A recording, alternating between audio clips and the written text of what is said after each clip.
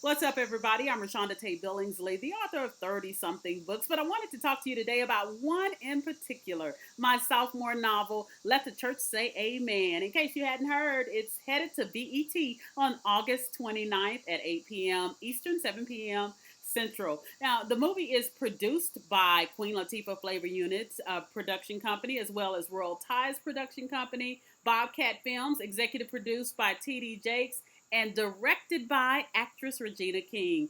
And I am so proud of not only the crew, but the phenomenal cast that we have for this movie. So I definitely hope you'll check it out. Now, what I did is I wanted to know if any of you had questions about the whole book to film journey. And I asked people to let me know their questions, send me their questions, and boy, did I get a lot of them. Might not be able to squeeze them all into this video, might have to do a part two, but let's get started. One of the main ones I got a lot of was, how did I get the movie deal?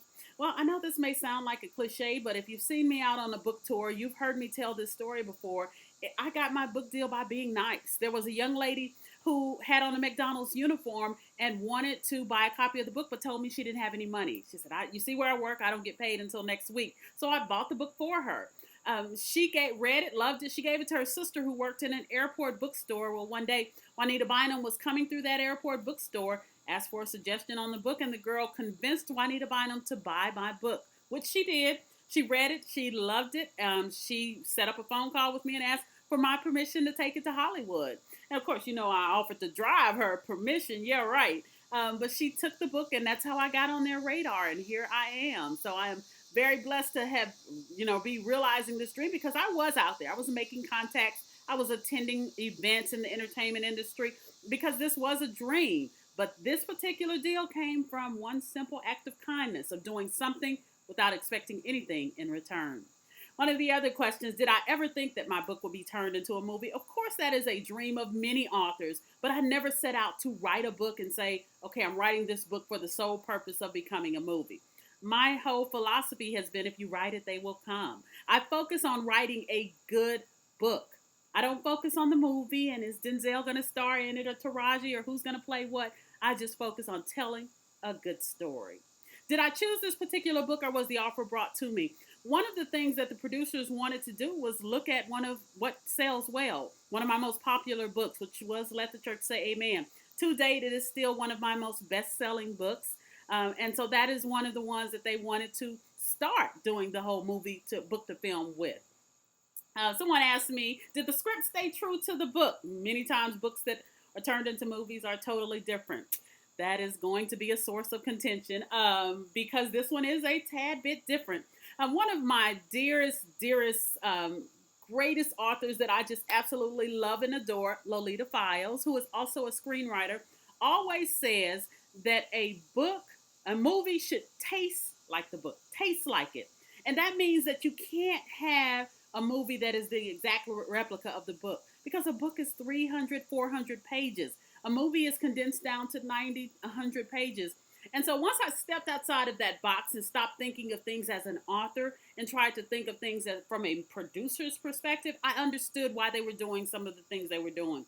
I understood some of the changes that they made and why they made them. And so once I was able to step outside of my author box, then I was completely comfortable with the changes that they made. And let me say that in the end result, I am not only completely comfortable with them, I'm happy with them. I understand why they needed to be made, and I don't think that it affected the story at all.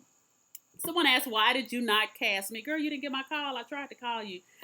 No, seriously, I was involved in this process. Everything from the beginning, from casting to writing the script, which is unheard of in the literary industry. Usually when they buy an author's book, they buy the book and tell the author, see you around. You may get an invitation to the premiere. But I was blessed to be able to be involved in the whole process. We had a fabulous screenwriter, Crystal Garrett, and I shadowed her. She asked me questions. She actually wrote the screenplay. One of the questions that we had was, did I write the screenplay? No, I am a legitimate, bona fide, certified author. Well, we hired a legitimate, bona fide, certified screenwriter. And so I did. I wanted to learn from her, and so I was able to shadow her. But I understood the reasons that she made the changes that she did, and they allowed me to be in that whole process. I sat in on casting. BET was more than generous with that. Now, did I have a say in casting? I don't. I mean, they asked my opinion. I think they were just being nice, but I was just happy to be there. And so, in a way, I had a say. But I'm the type of person that I let you do what you do, and I do what I do. So never did I walk in and say, okay, I want this person, this person. I'm not, J.K. Rowling. I'm not in that position to make those demands. Maybe one day, but no, even if I were in that position to make a demand, I believe that you have people that are skilled at what they do, so let them do it. Another question: did I have to audition to be in my own movie, or did I tell them that I wanted to play a role? Yes, if I didn't mention that, I do have a starring role in my. Okay, maybe it's not starring. I mean, I had 6 lines. Okay, maybe the 6 lines got cut down to 2, but I did kill those 2 lines that made it. Yes, I was in the movie. Very, very excited about those 6 lines that I rehearsed for about 6 months. I did not put that in my contract that they made me be in the movie, that I had to be in the movie. I just expressed interest in it, and BET again was generous in casting. They wrote a scene in for me. I played a deaconess, so that was just another part of my whole dream come true process. Now, my little feelings were hurt because I've always wanted to be an actress, and when I delivered my lines, Regina King had to yell "cut." And then come over and tell me to bring it down a bit, and told me I wasn't on stage doing a speaking engagement. And I thought I was giving her Angela Bassett, but she said I wasn't even giving her Angela Bassett's cousin. But, the whole process was awesome. And yes, I do hope to continue to make cameos, and maybe I can get boosted up to 12 lines in the next movie. Another question is, how much money can an author make on a deal like this? You cannot get rich off of making movies. There are exceptions to every rule, but an author that goes in hoping to get rich off their first movie, their second movie, or hoping to get rich off of this in general, may be setting themselves up for failure. I didn't go in looking to get rich. I am not rich, so stop asking me to borrow $20, $2. I'm living a dream. This is a dream come true. And so any money that I get is great, but you will not get rich in this industry. Having a book made into a film. Again, there are exceptions to the rules. There are the Harry Potters and the Twilights of the world. But for the majority of us, most of us, this is something that you have to be passionate about, and it will be a nice supplement. But by no means is it something that you can, just quit your day job and forever live off your royalties for your movie. You can't think about the money. Now, you may want to make sure you get your money, but a lot of times now producers aren't even offering money on options. They're doing free options because there's so much material out there. So don't let that block the blessing. Don't say, well, somebody, I can't get $100,000 option, then I'm not going to give my work. Because the minute you say that, the person next to you is saying, here's mine. You can have my work for free. Now, when I say for free, that's your option. That's your option. Always look at the big picture, weigh it, get an agent. Make sure you have an agent, an attorney, someone that can look at a contract and evaluate it for you. I did have an agent who looked over my contract. And you need that because, a sister was just happy to have a contract. I would have signed that thing and been like, okay, great. When can we start filming? But you need someone that can step outside of that and look at the big picture of what you're being offered.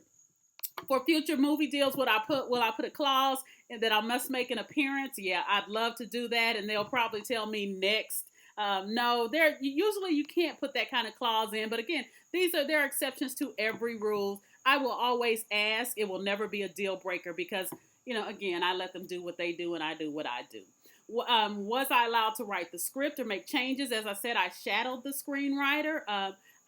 I did give input, but there were no major changes that I wanted to make because I was so involved with it. I am completely pleased with the outcome. People said, am I pleased with it? I am very pleased with it, and I think you will be pleased with it too. Another question is, did it give me a different perspective on my writing, and how did it feel to see my story being performed? It did. It made me pay more attention to details and to seeing how the words come alive.